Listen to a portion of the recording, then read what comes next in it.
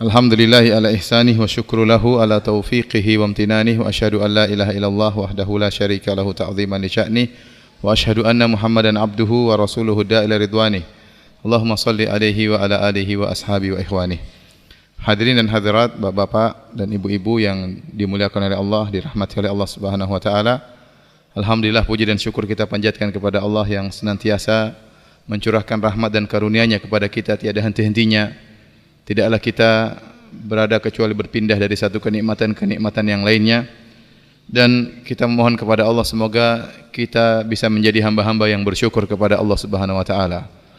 Ya Allah, maj'alna laka syakirin, ya Allah. Semoga kita menjadi hamba-hamba yang pandai bersyukur kepada Allah, karena hanya sedikit dari hamba-hamba Allah yang pandai bersyukur, sebagaimana firman Allah Subhanahu wa taala, wa qalilun min ibadiyas syakur.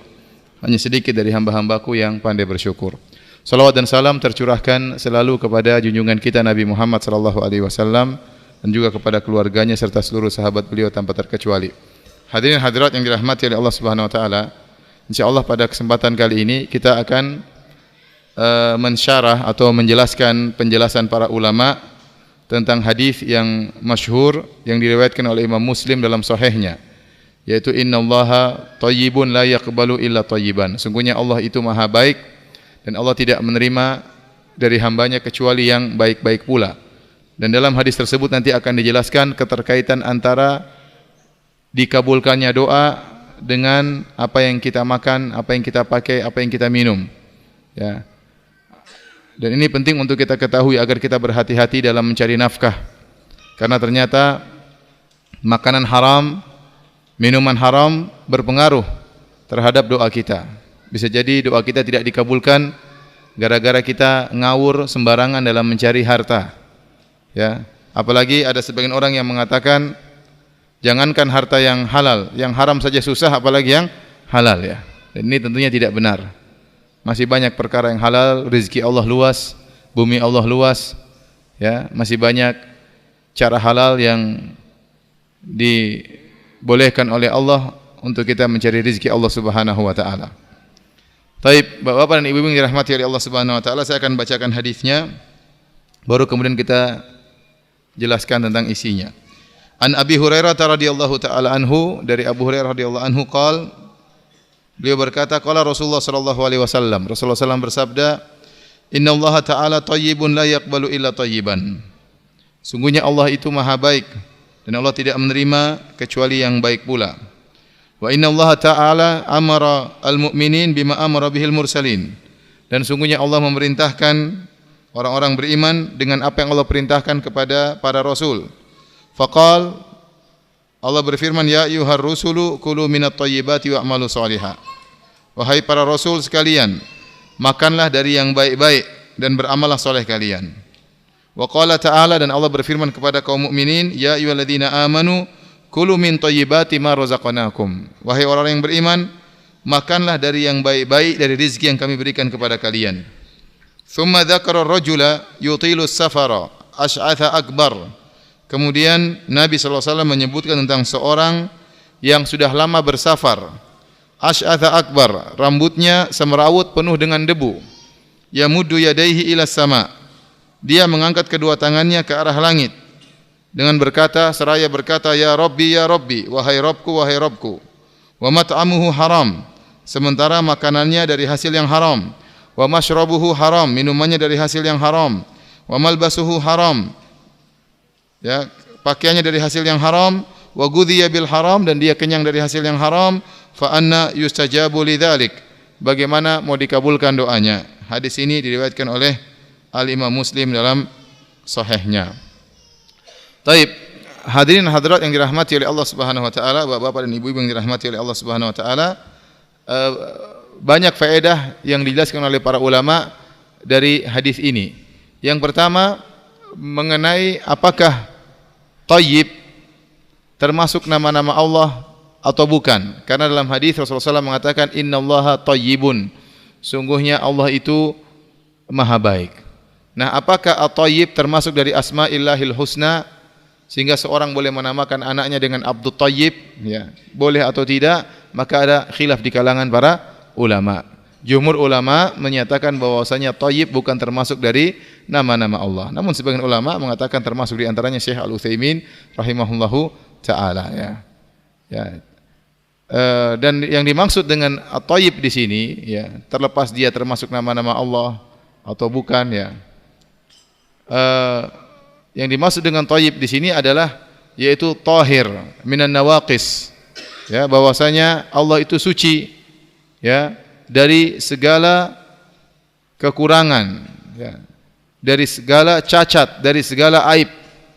Allah Subhanahu wa taala Maha suci dalam segala hal dan Allah Maha mulia dalam segala hal. Maka tidak ada satu aib pun yang ada pada Allah, tidak ada satu kekurangan pun ya yang ada pada Allah, tidak ada satu cacat pun yang ada pada Allah Subhanahu wa taala.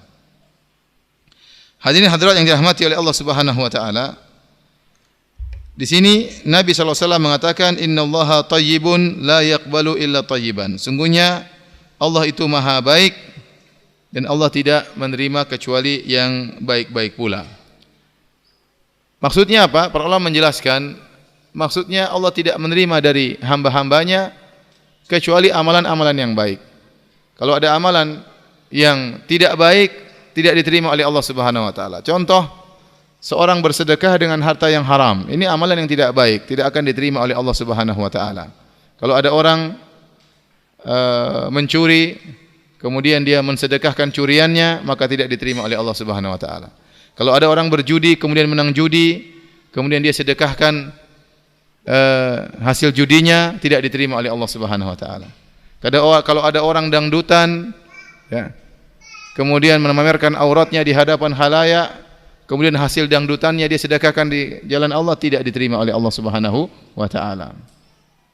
Kenapa? Karena itu semua amalan yang buruk. Kalau ada orang berhaji, kemudian dengan harta riba, ya, dengan harta yang haram, harta korupsi, harta curian, harta menzalimi orang lain, harta riba, rentenir, maka hajinya tidak diterima oleh Allah Subhanahu wa taala. Dahulu para ulama mengatakan kalau orang berhaji naik ontanya dengan harta yang haram, dengan harta riba misalnya, kemudian dia pergi ke Mina, mabit di Mina pada tanggal 8 Dzulhijjah, kemudian setelah di pagi harinya berjalan lagi dengan ontanya, naik ontanya, kemudian wukuf di padang Arafah bersama ontanya sampai terbenam matahari tanggal 9, kemudian malamnya berjalan lagi menuju Muzdalifah, mabit di Muzdalifah bersama ontanya, kemudian dengan ontanya pula dia melanjutkan perjalanan pada tanggal 10 di pagi hari menuju ke Mina untuk lempar jamarat, kemudian setelah itu dia mabit lagi di Mina malam 11, malam 12, malam 13, maka yang berhaji ontanya bukan dia ya. Kenapa? Karena dia berhaji dengan harta yang haram, hajinya tidak diterima oleh Allah Subhanahu wa taala. Bisa jadi hajinya sah, secara sah, tetapi secara pahala tidak diterima oleh Allah Subhanahu wa taala karena Allah tidak menerima kecuali yang baik-baik pula. Contoh pula seorang beribadah kepada Allah karena riya, ingin dipuji, karena ingin disanjung, karena ingin dielu-elukan, karena ingin diakui, karena ingin dihormati oleh masyarakat. Naik haji supaya dipanggil Pak Haji ya. Kalau tidak dipanggil Pak Haji dia marah-marah ya. Ya, ada undangan lupa tulis hanya ya. Saya sudah haji 5 kali, kamu tidak tulis ha ya. Harusnya ha ya. Jadi dia tersinggung, merasa tidak dihormati ya. Ya, ini dia berhaji supaya dipanggil Pak Haji. Ini niat yang buruk, yang orang kalau berhaji niatnya ingin dipuji, ingin disanjung, maka hajinya tidak diterima oleh Allah Subhanahu wa taala. Ya. Seorang berdakwah pun demikian, dia berdakwah, belajar ilmu agama, dia dakwahkan supaya disanjung oleh masyarakat, supaya dikatakan hebat ilmunya. Maka ini orang dakwahnya tidak diterima oleh Allah Subhanahu wa taala, meskipun orang yang dia dakwahi dapat hidayah.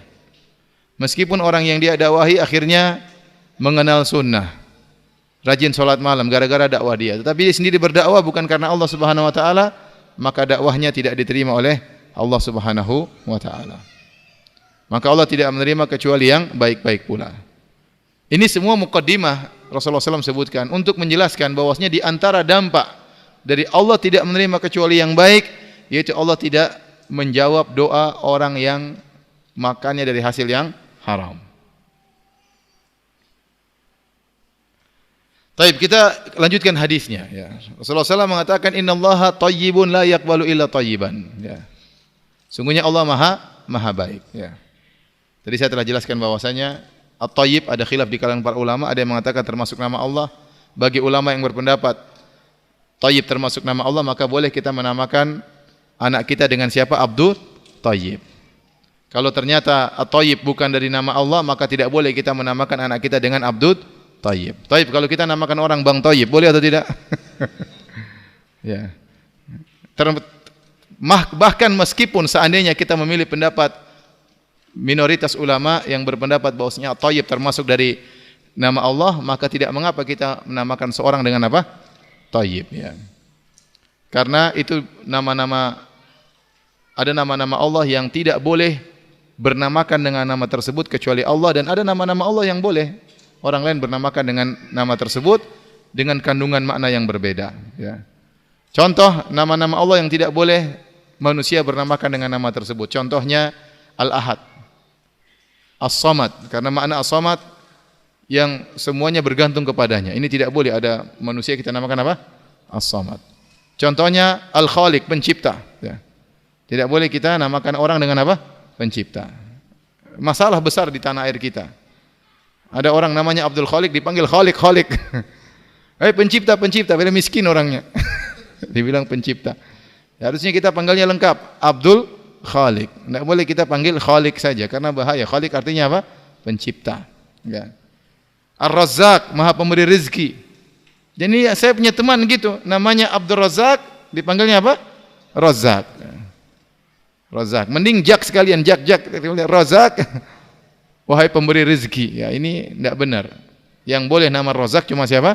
Allah. Tapi kalau nama-nama yang lain seperti Al-Muhsin, boleh. Allah menyebutkan bahwasanya manusia ada innallaha yuhibbul muhsinin. Allah mencintai orang yang berbuat apa? Baik ya. Dan banyak nama-nama Allah yang boleh ya. Rauf, Rahim. Rasulullah SAW juga disifati dengan Rauf, dengan Rahim. Di antara nama Allah juga Ar-Rauf, Abdur Rauf, Abdur Rahim, tetapi ini boleh ya diberikan kepada selain Allah Subhanahu wa taala. Jadi nama-nama Allah yang berkaitan dengan rububiyah Allah ini tidak boleh diberikan kecuali hanya kepada Allah Subhanahu wa taala. Jadi adapun Thayyib, kalau Thayyib termasuk dari nama Allah, boleh seorang tetap menamakan orang lain dengan apa? At-Thayyib. Ya. Kita lanjutkan. Kemudian kata Nabi SAW, innallaha thayyibun la yaqbalu illa thayyiban. Sungguhnya Allah Maha baik, Allah tidak menerima kecuali yang baik-baik pula. Wa innallaha amaral mu'minin bima amara bihil mursalin. Dan Allah memerintahkan kepada kaum mukminin dengan apa yang Allah perintahkan kepada para rasul. Jadi perintah Allah kepada kaum mukminin itulah perintah yang Allah perintahkan kepada para rasul. Sebagian ulama mengambil faedah bahwasanya asalnya perintah kepada para rasul adalah perintah kepada umatnya. Sampai ada dalil yang mengkhususkan, ini buat sang nabi, tidak buat umatnya. Ini berlaku pada seluruh nabi, karena Nabi mengatakan, fa innallaha amaral mu'minin bima amara bihil mursalin. Allah perintahkan kaum mukminin dengan apa yang Allah perintahkan kepada para rasul. Makanya, ya ayyuhar rasul, ya kulu minat thayyibati wa'malu salih. Allah mengatakan, wahai para rasul, makanlah dari yang baik-baik dan beramal saleh. Ternyata perintahnya sama kepada kaum mukminin. Ya ayyuhalladzina amanu kulu min thayyibati ma razaqnakum.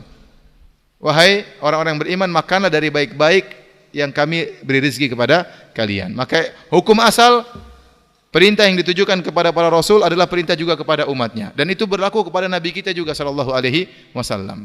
Hukum asalnya apa yang diperintahkan kepada nabi adalah perintah juga bagi kita, sampai ada dalil yang mengkhususkan itu hanya khusus buat nabi sallallahu alaihi wasallam. Oleh karenanya Allah berfirman masalah cerai, Allah mengatakan, ya ayuhan nabi idza talaqtumun nisaa fatalliquhunna liiddatihinna wa ahsul iddah. Allah berkata, wahai nabi, kalau kalian, Allah rubah dari ya ayuhan nabi satu orang, tapi Allah mengatakan wahai nabi, kalau kalian, berpindah dari nabi menuju kalian. Ya, berarti perintah ini berkaitan kepada nabi dan juga kepada umatnya. Kalau kalian menceraikan istri-istri kalian, maka ikutilah aturan, kata Allah Subhanahu wa taala. Ya, makanya Allah Subhanahu wa taala mengatakan laqad kana fi Rasulillahi uswatun hasanah. Sungguh pada diri nabi itu adalah ada teladan yang terbaik. Maka hukum asalnya apa yang dilakukan nabi adalah baik bagi kita dan kita ikuti, kecuali ada dalil yang mengkhususkan. Contohnya Nabi sallallahu alaihi wasallam dibolehkan menikah lebih dari 4. Adapun umatnya tidak boleh. Maka waktu di zaman Rasulullah sallallahu alaihi wasallam dahulu di zaman jahiliyah, para sahabat ada yang punya istri 10, ada yang punya istri lebih daripada itu. Waktu datang Islam, maka Nabi menyuruh mereka untuk menceraikan istri-istrinya, yang boleh disahkan cuma berapa? Cuma 4 ya. Ya kalau antum punya cuma 1 ya sudah pertahankan, jangan ya. Jadi ada yang punya istri 10 disuruh ceraikan, suruh tinggal 4 saja. Yang punya 6 suruh ceraikan, suruh tinggal 4. Hanya Nabi yang boleh lebih daripada itu ya. Sebagaimana Nabi Sulaiman ya, istrinya sampai disebutkan sampai banyak, sampai ratusan. Nabi Daud juga ya, banyak istri-istrinya. Dan ini khususan para nabi ya. Contohnya Nabi SAW juga boleh menikah tanpa mahar ya. Ini khususan Nabi SAW. Wa imra'atan mu'minatan in wahabat nafsaha lin nabi in arada an-nabiyyu ayastankihaha khalisatan laka min dunil mu'minin. Kata Allah, kalau ada seorang wanita mukminah ingin menghibahkan dirinya kepada Nabi, kalau Nabi ingin menikahinya, maka boleh tanpa mahar, silakan. Tapi kata Allah, khalisatan laka min dunil mu'minin, hanya khusus buat engkau wahai Rasulullah, yang lain tidak boleh. Contohnya Nabi SAW pernah menikah dengan Zainab, yang langsung nikahkan adalah Allah Subhanahu wa taala ya. Zawwajnakaha, kata Allah, kami nikahkan engkau dengan Zainab ya. Tanpa wali. Makanya Zainab berbangga di hadapan istri-istri Nabi yang lain. Kata Zainab radhiyallahu anha, zawwajakunna ahalikunna wa zawwajani Allah min fawqi sab'i samawat. Kalian dinikahkan oleh wali kalian, adapun aku dinikahkan dari Allah dari langit yang atas langit yang 7. Maka jangan seorang ingin menikah dengan wanita, tenang, yang nikahkan Allah Subhanahu wa taala. Bukan Allah, iblis yang nikahkan kalau begitu caranya. Jadi ini cuma kekhususan Nabi sallallahu alaihi wasallam. Tapi maksud saya hukum asalnya yang diperintahkan kepada Nabi juga diperintahkan kepada umatnya. Taib. Kita lanjutkan ya. Kemudian kata Abu Hurairah mengatakan summa dzakara ar-rajul. Kemudian Rasulullah SAW menyebutkan tentang seorang yutilus safar, yang sudah lama bersafar. Ini perhatikan di sini. Jadi Rasulullah SAW setelah menjelaskan Allah tidak menerima kecuali yang baik-baik pula. Kemudian Rasulullah SAW ingin menjelaskan bahwasanya kalau ingin makan, maka makanlah yang baik, makanlah yang halal. Karena kalau kita makan yang haram, ini akan berpengaruh dengan dikabulkan doa kita atau tidak. Maka Rasulullah SAW sebutkan contoh tentang orang ini telah mengumpulkan sekitar 6 sebab dikabulkannya doa. Dia melakukan sekitar 6 sebab dikabulkannya doa, seharusnya doanya pasti dikabulkan. Tapi qadarullah doanya tidak dikabulkan gara-gara satu permasalahan, yaitu dia makan dari hasil yang haram. Padahal sebab-sebab dikabulkannya doa sudah dia lakukan. Taib. Apa kata Abu Hurairah? Tsumma dzakara ar-rajul yutilus safar. Kemudian Rasulullah SAW memberi contoh tentang seorang laki-laki yang sudah lama bersafar. Orang ini, dia bersafar. Dan orang musafir, itu safar merupakan sebab dikabulkannya doa. Ya. Makanya dalam hadis Rasulullah SAW mengatakan, Salathu da'awatin yustajabna la syakka fihinna. 3 doa yang pasti dikabulkan, tidak ada keraguan di dalamnya. Di antaranya dakwatul mazlum, doanya orang yang dizalimi. Yang kedua dakwatul musafir, doanya orang yang sedang bersafar. Yang ketiga dakwatul walid ala waladihi, dalam riwayat dakwatul walid li waladihi. Doa orang tua kepada anaknya, baik doa keburukan maupun doa kebaikan. Ini dikabulkan oleh Allah tanpa diragukan. Di antaranya doa orang yang bersafar. Kenapa orang yang bersafar dikabulkan doanya? Karena safar sebagaimana sabda Nabi SAW dalam hadis yang sahih, as-safaru qit'atun minal adab. Karena safar itu adalah potongan dari azab, bukan azab neraka jahanam, bukan, tapi dari siksaan, kesulitan. Safar itu adalah kesulitan. Seorang meninggalkan istrinya, seorang meninggalkan kampung halamannya, seorang meninggalkan pekerjaannya, apalagi kalau safar ke luar negeri, ya. Ini tidak enak rasanya, ya. Dan ini benar, ya. Bayangkan orang sudah bersafar, ya. Meskipun dia naik pesawat termahal, meskipun dia naik kelas bisnis, tetap aja nggak enak. Ya. Apalagi perjalanan 9 jam, 10 jam, ya. Saya beberapa kali naik bisnis ya. Bukannya sombong, cuma mau kasih tahu. Saya mau sombong tapi nggak bisa karena dibayarin orang ya. Jadi berapa kali saya naik bisnis, makanannya banyak pilihan. Sampai kalau di bisnis ada 3 tahapan. Muqaddimah pertama, kemudian yang kedua. Kalau ekonomi sekali aja. 3, tapi tetap aja enggak enak. Lebih enak di rumah, tidur di atas kasur, makan tempe goreng sama kangkung, lebih enak. Beneran, ya. Mau kasurnya empuk, mau pramugarinya cantik, lebih enak sama di rumah sama istri, ya. Lebih enak. Makanya safar bagaimanapun enaknya tetap saja enggak enak. Ya, sudah jauh kemudian rindu ketemu istri, ingin ketemu anak-anak, ingin ketemu saudara-saudara, ingin makan kembali seperti kebiasaan, ya. Jadi kata Nabi, as-safaru qit'atun minal adab. Safar itu potongan dari adab. Susah. Kemudian kalau sampai di luar kota mungkin cari tempat tinggal, kurang tidur, tidur enggak nyaman karena perubahan cuaca, perubahan kegiatan, perubahan kondisi dan macam-macamnya. Intinya enggak enak lah safar itu. Makanya orang yang musafir banyak rahmat yang Allah turunkan kepadanya. Makanya Allah berikan banyak keringanan. Di antaranya orang musafir, ya, mengqashar salat. Boleh, bahkan sunnah dia mengqasharkan salat. Bahkan para ulama mengatakan ijma, kalau ada orang musafir, dia salat 2 rakaat atau 4 rakaat, maka lebih baik, lebih afdol dia salat 2 rakaat daripada 4 rakaat. Padahal 4 rakaat lebih banyak rakaatnya, tapi pahalanya lebih besar bagi dia kalau dia salat 2 rakaat tanpa qobliyah, tanpa ba'diyah.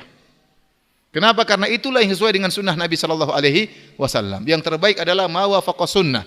Yang terbaik adalah yang sesuai dengan sunnah Nabi sallallahu alaihi wasallam. Jadi kalau ada dua orang bersafar, satunya cuma salat 2 rakaat, salat duhur 2 rakaat, salat asar 2 rakaat. Yang satunya dia salat duhur 4 rakaat qabliyah ba'diyah, ya. Kemudian asar lagi, ya, maka 4 rakaat lagi, maka yang lebih afdal dia salat 2 rakaat karena Nabi selama safar tidak pernah salat itmam. Beliau selalu tidak pernah salat sempurna, beliau selalu mengqashar apa? Salat. Bahkan beliau bersafar 20 hari, beliau selalu mengqashar salat. Jadi Allah beri keringanan, ya. Bahkan kalau biasanya dia itu kalau tidak bersafar, biasanya salat malam, biasanya salat qabliyah ba'diyah, salat rawatib, biasanya puasa sunnah, maka Allah anggap dia tetap menjalankan kebiasaan dia. Ya.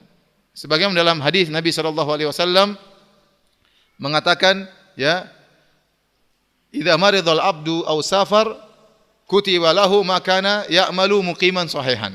Kalau ada seorang hamba sakit atau dia bersafar, maka tetap dicatat bagi dia amalan yang biasa dia lakukan tatkala dia sedang mukim, tidak bersafar, dan tatkala dia sedang sehat. Jadi kalau orang kebiasaan dia tatkala tidak bersafar salat malam, puasa sunnah, ya, salat sunnah qabliyah ba'diyah, maka kalau dia bersafar dia tidak salat qabliyah ba'diyah, tetap dicatat amal dia seakan-akan dia salat qabliyah dan ba'diyah. Ini Allah berikan keringanan dan rahmat bagi orang yang bersafar. Ya. Kemudian di antara rahmat Allah Subhanahu wa taala, orang bersafar boleh tidak berpuasa. Boleh tidak berpuasa. Wa man kana minkum maridhan aw ala safarin fa iddatun min ayamin ukhra. Barang siapa yang sakit dan bersafar atau bersafar, maka dia boleh tidak berpuasa dan boleh diganti hari yang lain. Bayangkan Allah gandengkan antara safar dengan sakit. Dua-dua orang ini butuh rahmat dari Allah Subhanahu wa taala. Dan di antara rahmat Allah kepada orang bersafar, doanya dikabulkan. Doanya dikabulkan. Jadi orang ini telah melakukan satu sebab agar doanya dikabulkan, dia adalah seorang musafir. Sebab yang kedua disebut oleh para ulama adalah safarnya yutilu safar, sudah lama bersafar. Semakin dia lama bersafar, dia semakin mengalami kesulitan, semakin dirahmati oleh Allah, semakin dikasihani oleh Allah Subhanahu wa taala, ya, semakin mudah doanya dikabulkan. Beda antara orang safar 2 hari, safar 3 hari dengan orang safar sebulan, 2 bulan, jauh dari keluarga, jauh dari istri, jauh dari anak-anak, ya, jauh dari kampung halaman. Semakin dia lama bersafar, maka doanya semakin mudah untuk dikabulkan oleh Allah Subhanahu wa taala, ya. Jadi dia bersafar dan sudah lama safarnya. Bahkan kata Al-Imam Nawawi rahimahullahu taala dalam kitabnya Al-Minhaj Syarah Sahih Muslim, beliau menyebutkan orang ini yang disebutkan oleh Nabi sallallahu alaihi wasallam sedang bersafar adalah dia sedang bersafar dalam rangka safar ketaatan. Entah safar karena haji, entah safar karena umrah, entah safar karena ziaratul ikhwan, ingin mengunjungi teman-temannya yang dicintainya karena Allah, atau karena silatul arham, karena dalam rangka menyambung silaturahmi. Jadi safar dia bukan safar maksiat. Ya. Kalau seorang bersafar misalnya ke negeri kafir untuk berzina, untuk main judi, ya ini ya tidak dapat rahmat, dapatnya azab ini. Ya. Bahkan sebagian ulama mengatakan orang yang bersafar karena maksiat tidak boleh qasar salat. Ini ada khilaf di kalangan para ulama. Ada yang mengatakan kenapa? Karena dia bersafar karena maksiat. Bersafar karena ingin main judi. Bersafar karena ingin nonton bioskop di mana misalnya. Bersafar karena hal-hal yang tidak diperbolehkan, ya. Maka orang ini tidak berhak mendapatkan keringanan. Ini pendapat sebagian ulama, ya. Tetapi kata Imam Nawawi rahimahullah taala, orang ini yang disebut oleh Nabi, dia ini bersafar dalam rangka ketaatan, entah karena haji, entah karena umrah, entah karena menyambung silaturahmi, sehingga turunlah rahmat seharusnya kepada orang ini. Jadi sekarang dia sudah melakukan dua sebab dikabulkannya doa. Sebab yang ketiga, hadirin hadirat yang dirahmati oleh Allah Subhanahu wa taala, kata Rasulullah sallallahu asy'atha akbar. Orang ini rambutnya semerawut penuh dengan debu. Artinya apa? Kondisinya jauh dari kesombongan. Dan orang yang jauh dari kesombongan, maka doanya semakin mudah dikabulkan oleh Allah Subhanahu wa taala. Makanya doa orang yang paling mudah dikabulkan tatkala dia sedang sujud, tatkala dia jauh dari kesombongan. Kata Nabi sallallahu alaihi wasallam, aqrabu ma yakunul abdu min rabbih wa huwa sajid. Kondisi orang paling dekat dengan Allah tatkala sedang sujud. Tatkala dia meletakkan bagian tubuhnya yang paling dia muliakan, kepalanya, dia hinakan, kemudian dia tempelkan di tanah sambil mengucapkan subhana rabbiyal a'la. Maha suci engkau ya Allah yang maha tinggi. Dia ngakui dirinya rendah dan dia mengakui Allah maha tinggi. Saat itu dia sangat dekat dengan Allah. Kenapa? Karena dia merasa terhina di hadapan Allah, ya, jauh dari kesombongan. Maka saat itu doanya sangat mudah dikabulkan. Maka kata Nabi sallallahu alaihi wasallam, aqrabu ma yakunul abdu min rabbih wa huwa sajid. Sungguhnya seorang paling dekat dengan Allah tatkala sedang sujud. Dalam hadis yang lain kata Nabi sallallahu alaihi wasallam, fa ammas sujud fa aktsiru fihi du'a. Adapun tatkala sujud maka perbanyaklah doa. Fa qaminun ayustajaba lakum. Maka sangat mudah dikabulkan oleh Allah Subhanahu wa taala. Makanya Ibnu Taimiyah rahimahullah punya kaidah, semakin seorang merasa hina di hadapan Allah, dia semakin mulia di sisi Allah Subhanahu wa taala. Semakin orang merasa afqar, merasa hina, merasa butuh kepada Allah, maka dia semakin mulia di sisi Allah Subhanahu wa taala. Makanya orang yang paling merasa butuh kepada Allah adalah Nabi Muhammad sallallahu alaihi wasallam. Antum bisa bayangkan tatkala di padang Arafah, Rasulullah SAW berdoa. Dari setelah sholat duhur dan asar beliau jamak qasar. Beliau berdoa sampai maghrib. Jadi duhur sampai maghrib beliau berdoa. Di atas unta beliau mengangkat kedua tangan beliau minta kepada Allah Subhanahu wa taala. Berdoa berjam-jam minta kepada Allah Subhanahu wa taala di bawah terik matahari. Di atas unta beliau tidak bergeming minta kepada Allah Subhanahu wa taala. Kenapa? Beliau merasa butuh padahal surga tidak akan terbuka kecuali yang mengetuknya Nabi sallallahu alaihi wasallam. Ya, Nabi adalah hamba Allah yang paling merasa butuh kepada Allah. Ya, makanya beliau salat sampai kaki beliau bengkak. Makanya beliau mengajarkan kepada kita dalam segala kegiatan ada doanya. Kita berdoa, mau ini berdoa dari bangun tidur sampai mau tidur kembali. Ada doanya. Kenapa? Dia merasa butuh kepada Allah Subhanahu wa taala. Coba nanti kalau Anda hajian, Anda pergi ke padang Arafah. Lihat jemaah haji. Tidak semua jemaah haji kuat berdoa berjam-jam. Sebagian mereka berdoa baru 10 menit sudah permintaan sudah habis, bingung minta apa. Ya Allah ampuni saya ya Allah. Amin. Ya Allah berilah petunjuk kepadaku ya Allah. Amin. Ya Allah masukkan saya dalam surga ya Allah. Ya Allah berilah petunjuk kepada istriku, kepada anakku. Ampunilah kedua orang tuaku. Ya Allah lunasi hutang-hutangku ya Allah. Terus apalagi bingung ya. Nabi SAW doa berjam-jam. Saya pernah berhajian dengan sebagian ulama, subhanallah. Saya lihat mereka berdoa menangis berjam-jam. Saya tidak bisa seperti mereka. Kenapa? Karena mereka lebih mengenal Allah daripada saya. Mereka tahu mereka sangat butuh dengan rahmat Allah, dengan ampunan Allah, dengan karunia Allah. Berjam-jam mereka menangis. Tidak terputus kecuali makan siang kemudian mereka berdoa lagi kepada Allah Subhanahu wa taala. Maka di antara sebab dikabulkannya doa tatkala seorang merasa terhina, kondisinya jauh dari kesombongan. Tapi kalau orang sombong gimana doanya mau dikabulkan? Dan kondisi orang ini jauh dari kesombongan. Kenapa? Dia dalam kondisi rambut semerawut, penuh dengan debu, penampilan saja tidak oke, terus mau sombong apa? Ya. Apa yang mau dia sombongkan? Rambutnya penuh dengan debu. Apa yang mau dia sombongkan? Rambutnya semerawut. Oleh karena dalam satu hadis Rasulullah SAW menyebutkan, ya, tentang orang-orang yang berhaji. Dalam sebagian riwayat Allah mengatakan, "Unzuru ila ibadi haula'i ja'uni syu'san gubran." Lihatlah kepada hamba-hambaku, mereka datang kepadaku, datang dari jauh menuju padang Arafah. Syu'san gubran, dalam kondisi rambut mereka semerawut penuh dengan debu. Ushidukum bi anni qad ghafartu lahum. Saksikanlah aku telah mengampuni dosa-dosa mereka. Allah suka dengan kondisi seorang menghinakan dirinya di hadapan Allah Subhanahu wa taala. Dalam hadis juga Rasulullah SAW mengatakan, "Rubba ash'adz akbar madfu'un bil abwab, law aqsama 'ala Allah la abarrahu." Betapa banyak orang yang rambutnya semerawut, penuh dengan debu. Kalau dia ngetuk pintu untuk bertamu ditolak, orang tidak menghargai dia. Tapi seandainya dia berdoa kepada Allah, Allah akan kabulkan apa? Doanya. Maka orang ini telah melakukan sebab yang ketiga dikabulkannya doa, yaitu dia dalam kondisi jauh dari kesombongan. Taib. Sebab yang keempat,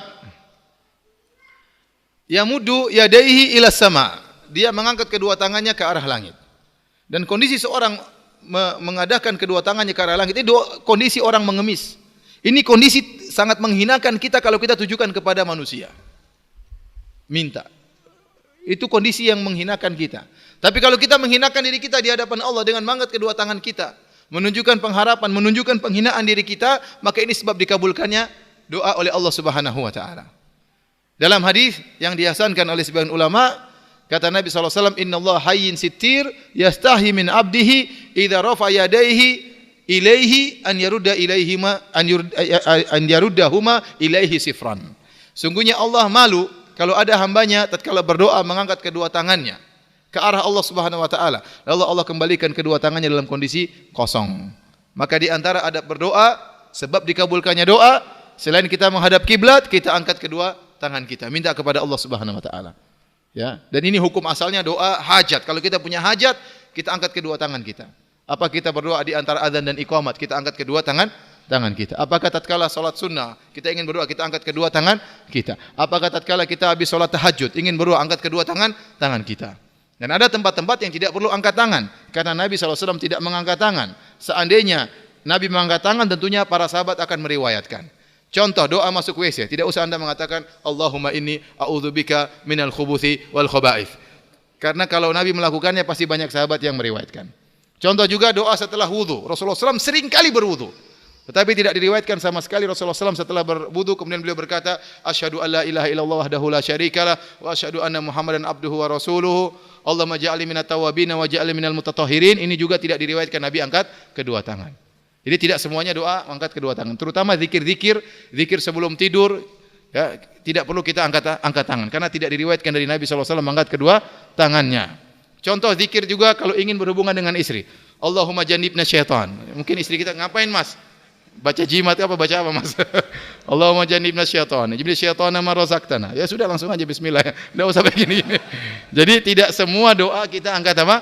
Angkat tangan. Tapi kalau doa hajat kita ada keperluan angkat tangan. Tahu-tahu gelisah, bimbang, hati gelisah, ada masalah, angkat tangan minta kepada Allah. Jangan pernah malu. Kita malu sama orang kalau minta sama orang, tapi kalau minta sama Allah jangan pernah malu. Ya. Orang kalau kita minta, ya, lama-lama kita terhinakan di hadapannya. Orang sebaik apapun, kalau kita mintai dia sekali, mungkin dia senyum-senyum waktu memberikannya. Oh, saya bantu kamu, saya senang sekali. Kita minta kedua kali dia masih senyum-senyum. Kita minta ketiga kali mulai hilang senyumnya meskipun dia kasih. Kita sudah minta 4 kali mulai kasih tapi dalam kondisi cemberut. Kita minta 5 kali dia matikan teleponnya sudah enggak dikasih. Ya, itu manusia. Kenapa kita malu minta sama manusia? Karena manusia itu kekayaannya memang terbatas. Finansialnya apa? Terbatas. Beda dengan Allah Subhanahu wa taala, ya. Kekayaannya tidak terbatas sama sekali. Ya. Kata dalam hadis, kata Allah Subhanahu wa taala, ya ibna Adam law anna awwalakum wa akhirakum wa insakum wa jinnakum kanu ala sa'idin wahidin. Wahai anak Adam, kalau orang pertama kali dari Nabi Adam sampai orang terakhir di hari kiamat. Sebelum hari kiamat, mungkin miliaran manusia atau triliun manusia. Bukan cuma manusia, jin seluruhnya dari iblis sampai hari kiamat kelak, jin semuanya dikumpulkan, semuanya berkumpul dalam satu dataran, semuanya minta kepada Allah, minta apapun, ini minta ini, minta ini, minta ini, yang satu minta macam-macam, minta seluruhnya, seluruh minta apa saja tanpa batas. Allah kabulkan seluruhnya, kata Allah tidak akan mengurangi kekuasaannya, kekayaannya sama sekali. Dalam hadis Rasulullah SAW mengatakan, yadullahi mal'a la taghidhuha nafaqatun sahaul lail wan nahar. Sungguhnya tangan Allah selalu penuh dengan kekayaan. Tidak akan mengurangi kekayaan Allah sedikit pun, nafkah apapun. Pemberian Allah tidak akan berkurang. Allah senantiasa dermawan siang dan malam. Nah, kalau kita minta kepada manusia, kita harus malu. Asalnya tidak boleh kita minta-minta kecuali darurat. Tapi kalau minta kepada Allah jangan malu. Allah kasih ente tidak ada urusan sama Allah, tidak berkurang. Tidak berkurang sama sekali, tidak berkurang. Kalau berkurang mungkin kita malu-malu minta sama Allah. Ya Allah, kemarin saya sudah minta itu, sekarang minta malu-malu, enggak enak. Enggak perlu enggak enak. Ya.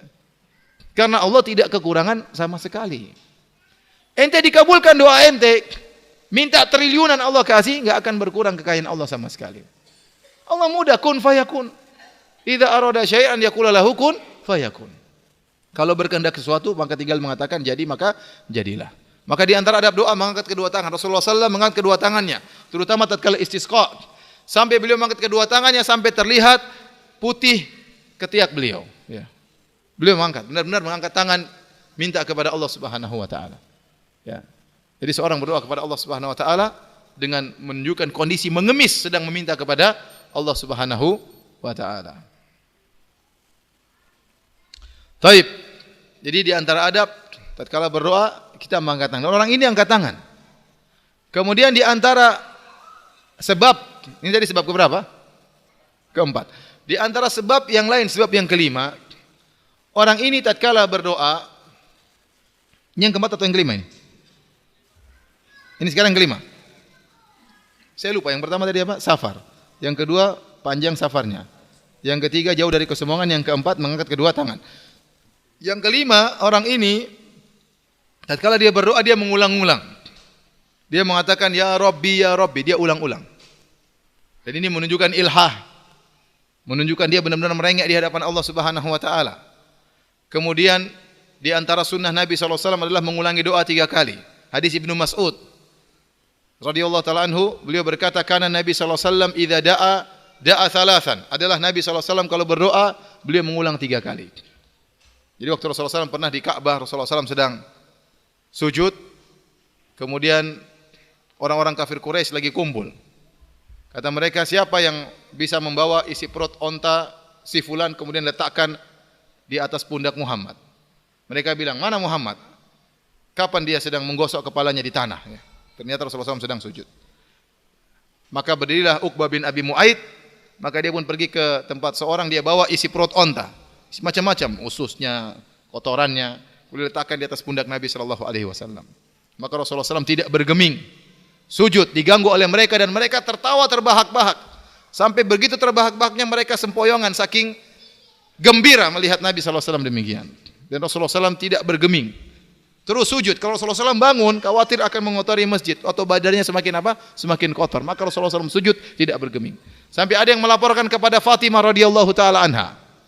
Kemudian Fatimah, si kecil Fatimah, maka dia pun datang dari rumahnya, datang menuju ke Masjidil Haram, kemudian dia bersihkan kotoran dari pundak ayahnya. Ini perkara yang sangat berat dihadapi oleh Nabi SAW tatkala dia tahu dia dihinakan di hadapan putrinya. Kita kalau dihinakan di hadapan istri kita, di hadapan anak kita, perkara yang sangat menyakitkan. Apalagi dilihat oleh putrinya Fatimah radhiyallahu taala anha, perempuan tidak bisa apa-apa, tidak bisa membela bapaknya.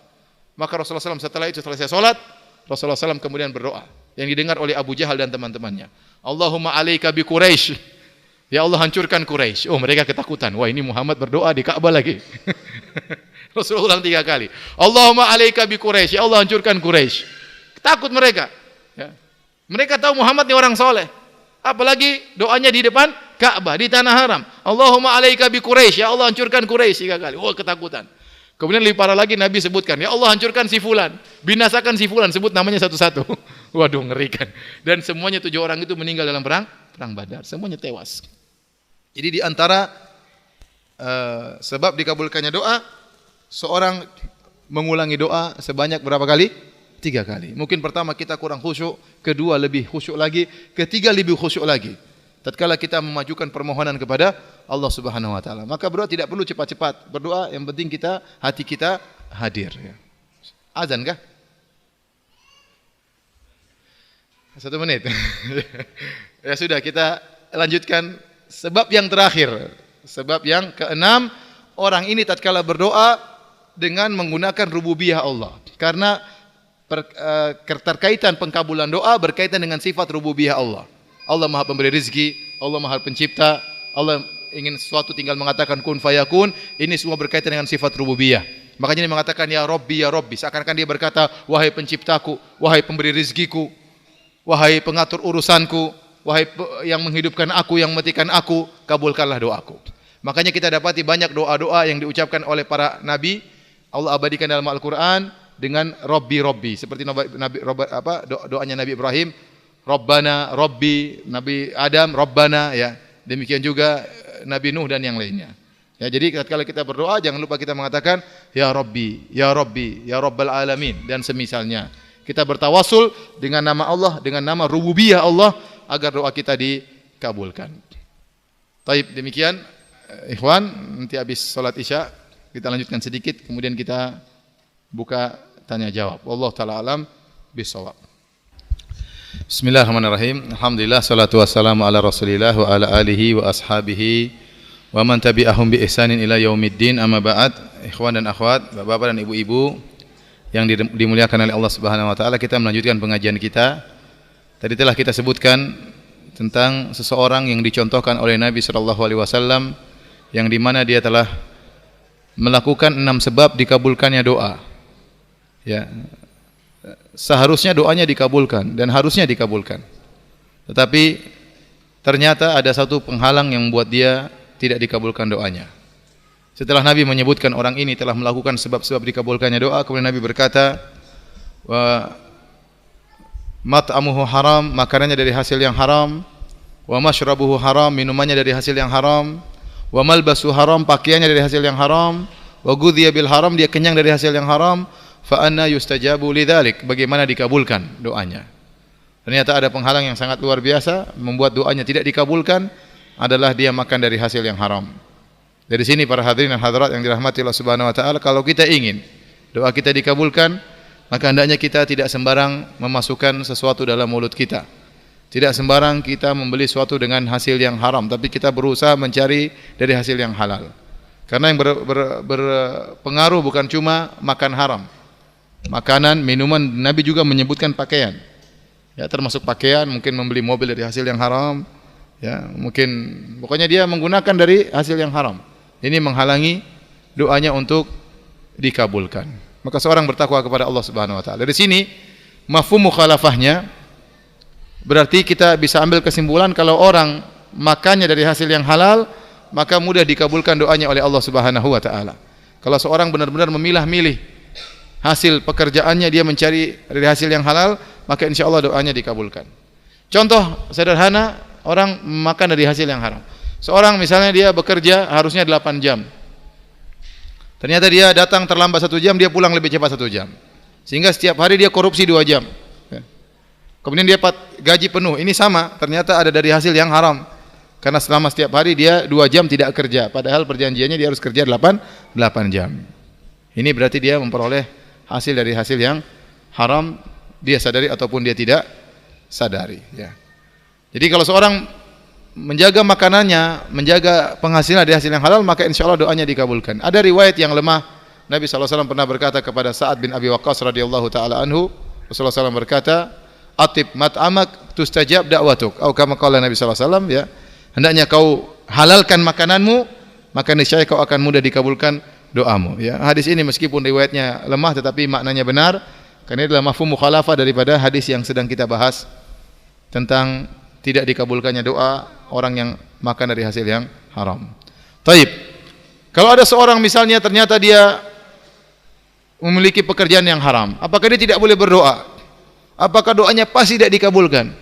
Ini telah dibahas oleh Ibnu Daqiqil Aid rahimahullahu taala dalam syarah Al-Arba'in Nawawiyah. Beliau berkata, Nabi tidak mengatakan mustahil dikabulkan doanya. Nabi tidak mengatakan demikian. Tapi dia mengatakan, tapi Rasulullah SAW berkata, fa anna yustajabu lahu atau fa anna yustajabu lidzalik. Ya, sungguh sulit untuk dikabulkan, tetapi bisa jadi dikabulkan. Kalau orang ya meskipun dia bermaksiat, meskipun dia makan yang haram, ya, meskipun secara hukum asalnya susah dikabulkan, tapi bisa saja dikabulkan karena murni karunia Allah Subhanahu wa taala.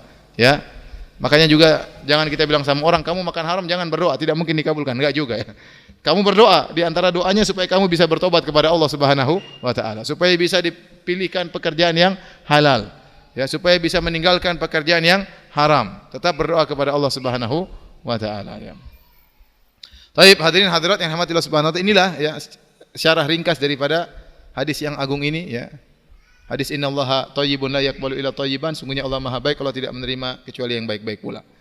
Untuk melengkapi hadis ini, penjelasan hadis ini, ada beberapa perkara yang penting juga kita perhatikan dalam berdoa. Di antaranya disunahkan kita berdoa dalam kondisi bersuci. Disunahkan kita berdoa, tidak bersuci tidak mengapa. Tapi kalau bisa bersuci lebih baik, ya. Kemudian disunahkan kita berdoa menghadap kiblat. Seandainya tidak menghadap kiblat juga tidak mengapa, tapi dianjurkan menghadap apa? Kiblat. Kemudian yang paling penting adalah tatkala berdoa serius. Benar-benar minta kepada Allah. Kata Nabi sallallahu alaihi wasallam, ya, ud'ullaha wa antum muqinuna bil ijabah. Berdoalah kalian dalam kondisi yakin dikabulkan. Jadi harus husnudzon kepada Allah. Kata Allah Subhanahu wa taala dalam hadis qudsi, ana inda dhanni abdi bi falyadhunna abdi bima syaa. In dhanna khairan falahu wa in dhanna syarran falahu. Aku tergantung persangkaan hambaku kepadaku, maka hendaknya hambaku berprasangka apa yang dia sukai. Kalau dia berprasangka baik kepadaku, baginya kebaikan. Kalau dia berprasangka buruk bagiku, terhadapku, baginya keburukan. Maka seorang berprasangka baik bahwasanya Allah mengabulkan doa. Apa susahnya bagi Allah mengabulkan doa? Tidak ada ruginya bagi Allah. Tidak ada yang berkurang dari harta Allah untuk mengabulkan doa. Kenapa kita suudzon kepada Allah Subhanahu wa taala? Maka seorang berdoa kepada Allah dengan husnudzon. Jadi husnudzon kepada Allah, Allah mengabulkan. Allah telah menciptakan kita dari tidak ada menjadi ada. Allah telah banyak mengabulkan doa-doa kita sebelumnya pernah kita minta dikabulkan. Kenapa saat ini Allah tidak kabulkan? Ada apa gerangan? Maka kita husnudzon kepada Allah Subhanahu wa taala. Semakin kuat husnudzon kita, perprasangkaan baik kita kepada Allah, semakin mudah dikabulkan doa kita. Kemudian yang berikutnya, wa'lamu annallaha la yastajibu du'aan min qalbin ghafilin lahin. Kata Nabi, ketahuilah bahwasanya Allah tidak akan mengabulkan doa dari orang yang hatinya lalai. Kita kalau berbicara dengan bupati atau Pak Presiden, kita minta sesuatu, kita sambil, Pak, saya sebenarnya punya proposal, Pak, sambil lihat sana sini, enggak perhatian ya. Saya pingin kita ini, kamu ngomong sama siapa ya? Ini sambil lihat sana lihat sini, kemudian pelirik enggak perhatian. Ya kalau minta serius.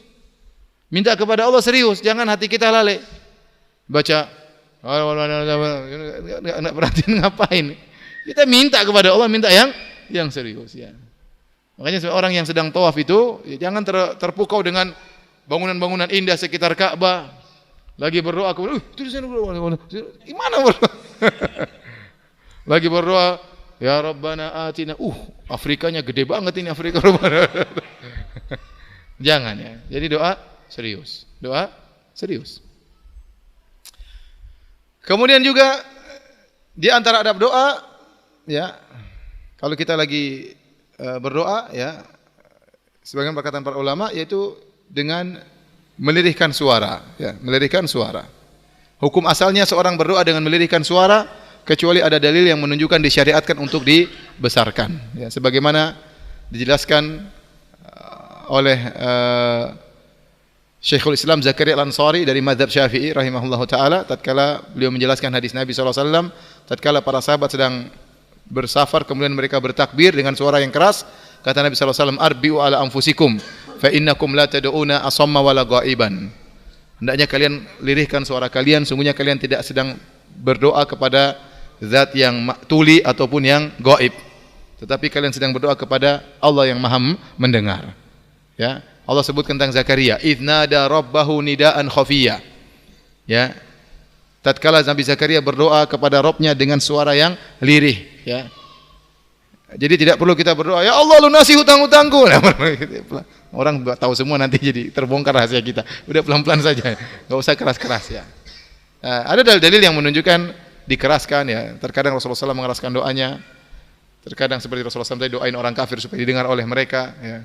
Atau takbiran misalnya dengan suara dikeraskan, atau bertahlil talbiyah labbaik Allahumma labbaik suara dikeraskan. Tapi hukum asalnya kita berzikir ataupun kita berdoa dengan suara yang lirih ya. Oleh karenanya saya selalu mengkritik ya tentang praktek sebagian saudara-saudara kita tatkala tawaf. Tatkala tawaf sering mereka berdoa ya dengan paduan suara ya. Jadi rame-rame ya. Jadi rame-rame. Terkadang mengganggu yang lainnya. Sebenarnya tidak perlu, kecuali ya kalau tidak tahu ya diajarin sama mutawifnya dengan pelan-pelan. Tidak usah rame-rame sampai bergemuruh itu apa tempat tawaf, tempat sa'i. Rabbana atina fid dunya. Apalagi ibu-ibu suaranya indah-indah. Nanti dilirik sama orang Afrika kan, orang Indonesia suaranya indah-indah. Banyak orang Indonesia seperti itu ya. Sebenarnya enggak perlu keras-keras seperti itu. Kadang kayak gimana ya? Janganlah. Suara lidah Allah Maha mendengar. Keluarkan dari hati, Allah Maha mendengar. Ya. Kalaupun keras tidak usah keras-keras sekali, apalagi mengganggu yang lainnya, ya. Dan ternyata sebagian mereka terkadang doanya salah. Saya pernah mendengar Syekh Abdul Muhsin Al-Abbad bercerita, jadi ada orang berdoa di Ka'bah, mimpin yang lainnya. Jadi dia ingin berdoa supaya dosa-dosanya dikabulkan. Dia mengatakan, Rabbana la tada' lana dzamban illa ghafartah. Yang artinya, ya Rabb kami, jangan kau biarkan dosa kami. Dzamban dalam bahasa Arab artinya dosa. Nunnya disukun, dzamban. Tapi kalau di fathah, dzanaban artinya ekor, ya. Dia salah baca. Harusnya dia baca, Rabbana la tada' lana dzamban illa ghafartah. Ya Allah, jangan kau biarkan dosa kami kecuali kau ampuni. Tapi dia salah baca, Rabbana la tada' lana dzanaban. Ya Allah, jangan kau biarkan ekor kami. Akhirnya ada ulama yang dengar dia mengatakan, illa qata'tah, kecuali kau potong ya Allah. Udah keras-keras salah, ya. Saya pernah dengar juga ada seorang dosen dari Saudi juga, dari Bisha atau dari mana? Dari Abha. Cerita pernah suatu hari ada temannya tawaf, kemudian ada orang-orang sedang tawaf rame-rame entah dari India, Pakistan atau Bangladesh, kemudian berzikir dengan keras. Tapi zikirnya aneh, ya. Innallah, yang lain ikut. Innallah hamuhi tumbilka firin. Bingung ini ngapain ini, ulangi. Innallah hamuhi tumbilka firin. Bahasa bingung. Ternyata maksudnya innallaha muhitun bil kafirin. Tapi potongannya keliru. Innallah hamuhi tumbilka firin. Jadi maksud saya sudah keras-keras kemudian salah lagi. Maksud saya kalau berdoa tidak usah keras-keras. Ya lirik-lirik, kita lebih ikhlas antara kita dengan Allah. Ya, kalau kita pun menangis antara kita dengan Allah Subhanahu wa taala. Tidak usah pamer-pamer tangisan kita di hadapan orang, ya. Saya tidak berbicara tentang orang lain, kita bicara tentang diri kita, ya. Ya, doa yang lebih khusyuk, ya, doa yang lebih ikhlas itu lebih diterima oleh Allah Subhanahu wa taala. Kemudian kalau berdoa kepada Allah harus serius, jangan ragu-ragu. Kata Rasulullah SAW, la yakulanna ahadukum Allahumma gfirli in syi'ta, Allahumma arhamni in syi'ta. Kata Nabi, jangan sekali-sekali salah seorang dari kalian kalau berdoa mengatakan, ya Allah, ampuni aku kalau kau mau, ya Allah. Ya Allah, rahmati aku kalau engkau mau. Jangan liya'zam ahadukum mas'alah. Hendaknya salah seorang serius waktu berdoa. Fa inna Allah la mukriha lahu. Tidak ada yang memaksa Allah, tidak ada yang Allah merasa berat, tidak ada berat bagi Allah. Kalau Allah ampuni kamu, apa susahnya bagi Allah? Kamu dosanya sebanyak apapun. Kalau kau ragu-ragu, ya Allah, kalau maafkan ya alhamdulillah, kalau enggak apa-apa. Jangan begitu. Berdoa minta serius kepada Allah. Allah menangis, ya Allah ampuni aku. Jadi kalau minta harus apa? Serius. Tidak ada yang bisa maksa Allah, tidak ada yang berat bagi Allah Subhanahu wa taala. Jadi kalau minta serius. Makanya saya sering tegur kalau kita doain orang jangan bilang insyaallah. Ya, selamat insyaallah. Ya, jangan bilang insyaallah. Bilang semoga selamat, sudah titik. Enggak perlu pakai apa insyaallah. Ya. Namanya kita minta kepada Allah, bilang semoga engkau selamat. Ya. Makanya doa-doa Nabi tidak mengatakan rafaqatkumus salam misalnya, doa apa yang insyaallah enggak ada, ya. Jadi kita minta saja kepada Allah Subhanahu wa taala, ya.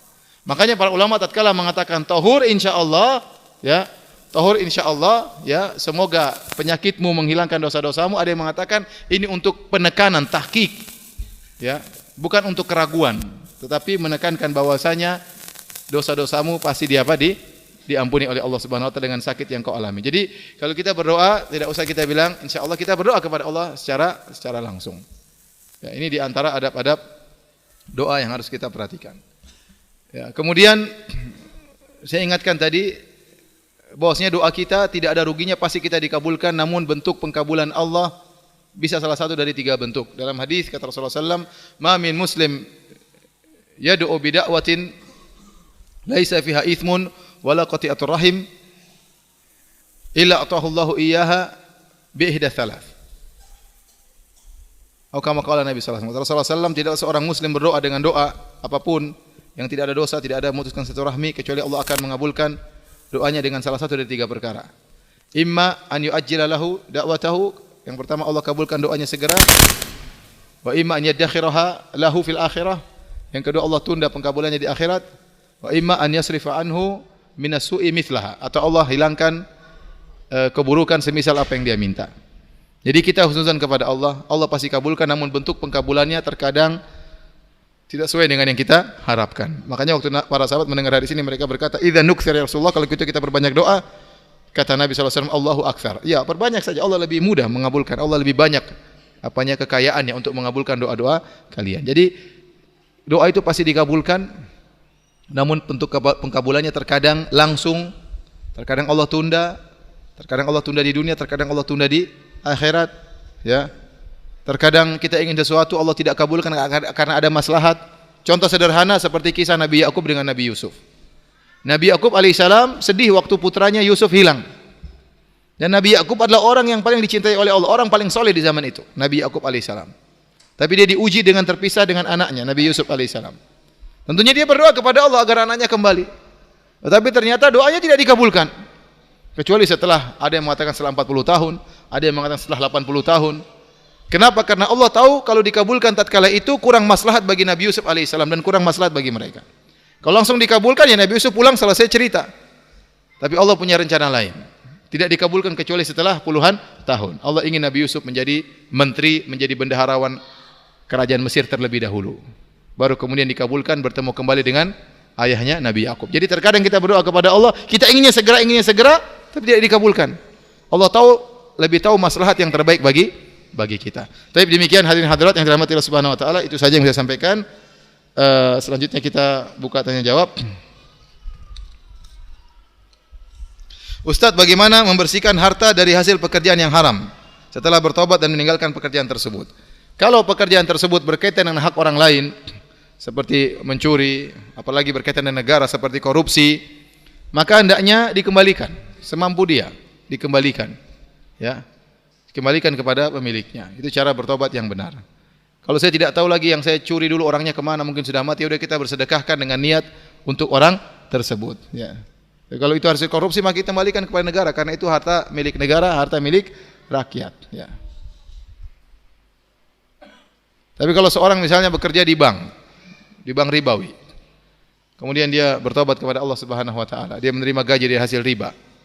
Maka kata para ulama, kalau dia bertobat kepada Allah, maka tidak mengapa harta tersebut dia gunakan. Ya, karena dia sudah bertobat kepada Allah, dia gunakan untuk modal, untuk kerjaan yang lain, tidak mengapa. Ini pendapat yang lebih kuat dan dipilih oleh Syekh Abdul Karim Al-Khudair, hafizahullah taala. Afwan Ustaz, bolehkah kita meminta jodoh dengan cara misal kita menyebutkan ciri-cirinya dan semisalnya? Jadi Allah nikahkan aku dengan seorang wanita yang tingginya 165, kulitnya putih, hidungnya mancung, ya, orang Bali misalnya, ya. Tidak suka ngomel-ngomel, tidak suka marah-marah, ya. Beratnya 55 kilo, ya.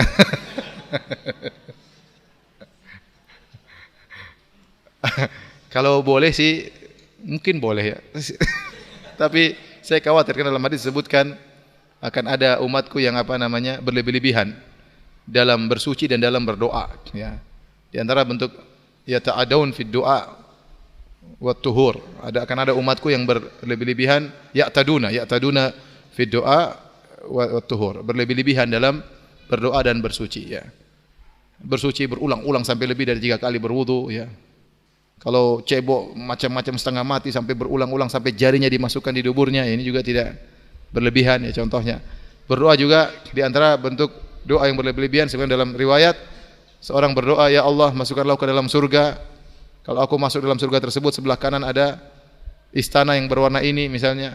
Kemudian disambut dengan 3 bidadari. Kenapa harus 3? Kenapa enggak sekalian 70, ya? Jadi sudah ente berdoa, ya Allah, ini as'alukal jannah, selesai. Ya Allah, masukkan ke dalam surga. Kalau ente sudah mau surga, sudah ada paketnya itu, sudah, enggak usah diperinci. Khawatirnya yang apa yang ente minta paketnya lebih rendah daripada paket yang Allah sediakan. Oleh karenanya enggak usah macam-macam, ya. Nah, kalau Anda berdoa minta jodoh, enggak usah nanti antum kecewa. Ya Allah, saya minta yang tingginya 55 kilo, tingginya 165, beratnya 50 kilo, kemudian hidungnya mancung, rambutnya agak gelombang sedikit. Wah, dia menghayal seorang wanita yang dihayalkan. Ya, belum tentu Allah kasih. Ya, akhirnya belum tentu dapat. Nanti kalau Allah kasih yang kurang daripada itu, dia kecewa, ya. Sudah dia berdoa kepada Allah, ya Allah, berikanlah aku wanita yang soleha, yang cantik, yang menunjukkan pandanganku, yang bisa menjaga pandanganku, yang menyejukkan pandanganku, yang berakhlak mulia, selesai. Enggak usah diperinci. Dari Bali kah, dari Jawa kah, dari Bugis kah, dari mana, enggak usah. Serahkan kepada Allah Subhanahu wa taala karena pilihan Allah lebih baik daripada pilihan kita. Bagaimana menjelaskan kepada orang yang mengatakan bahwa di Islam itu sulit masuk surga? Sebab walau salat tapi diancam fawailil musallin. Walaupun puasa diancam rubba shaimin laisa lahu min siyamil ju' wal atash. Walau haji diancam dengan haji yang mardud dan lain-lain. Tapi kalau agama lain gampang percaya, gampang. Percaya saja pada Tuhannya langsung masuk surga. Terserah apakah imannya nyanyi-nyanyi, jingkrak-jingkrak, goyang-goyang tetap masuk surga. Sedang di Islam tidak. Ya kita katakan bahwasanya Allah Subhanahu wa taala tatkala membuat aturan ya, semuanya untuk kebaikan hamba. Ya. Allah mengatakan kenapa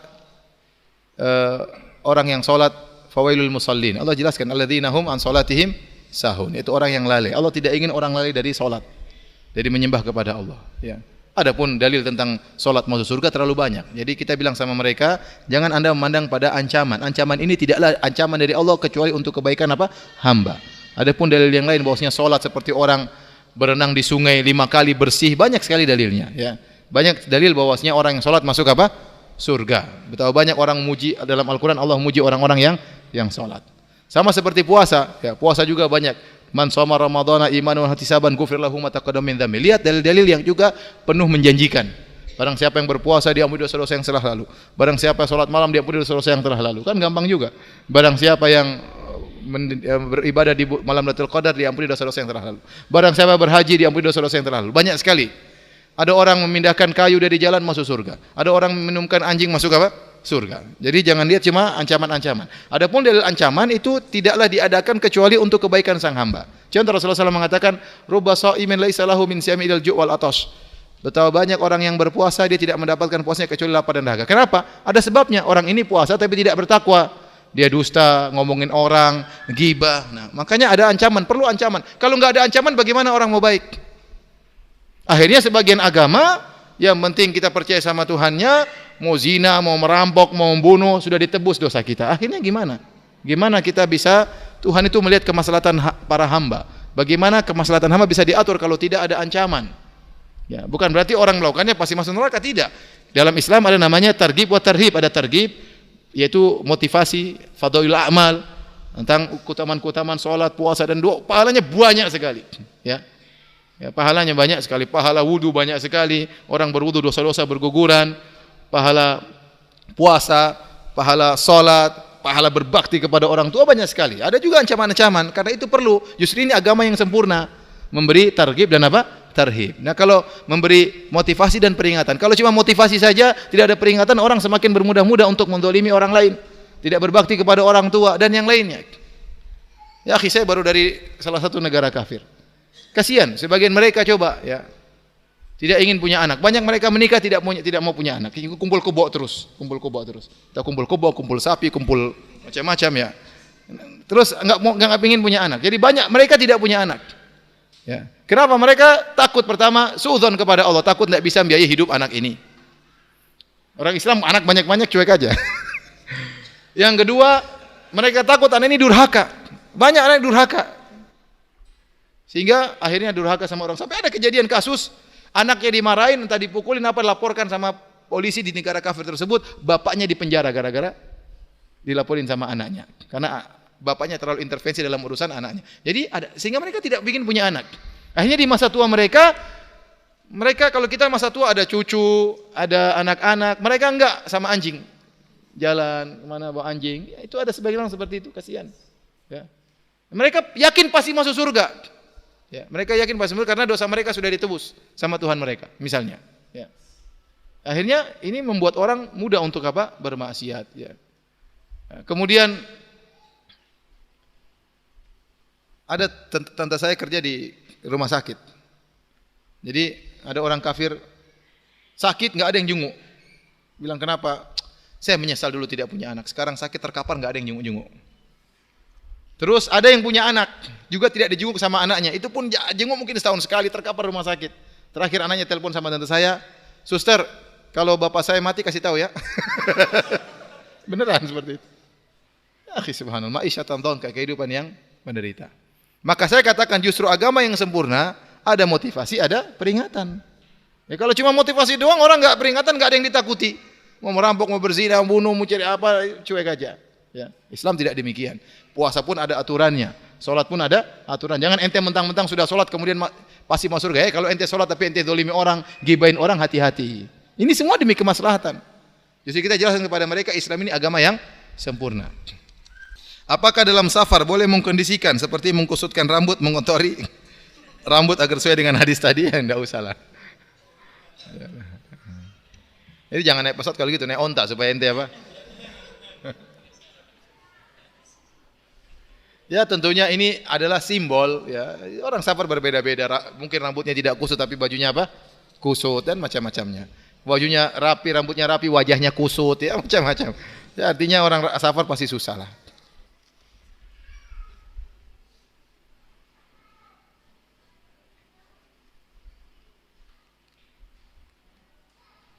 Anak kerja sebagai pelaut yang terkadang kerja lebih dari 6 bulan di laut. Ustaz, apakah saya di laut termasuk musafir? Kalau dia berjalan terus, ya, kapalnya jalan terus, maka dia tetap apa? Musafir. Tetap aja musafir. Salatnya di safar, di qasar. Tapi mohon maaf banyak pertanyaan tidak bisa saya jawab karena kekurangan ilmu. Demikian saja kajian kita. Semoga pertemuan kita diberkahi oleh Allah Subhanahu wa taala. Semoga menjadi pemberat timbangan kebajikan kita di akhirat kelak, di hari tidak bermanfaat harta dan anak-anak. Wabillahi taufiq wal hidayah. Assalamualaikum warahmatullahi wabarakatuh.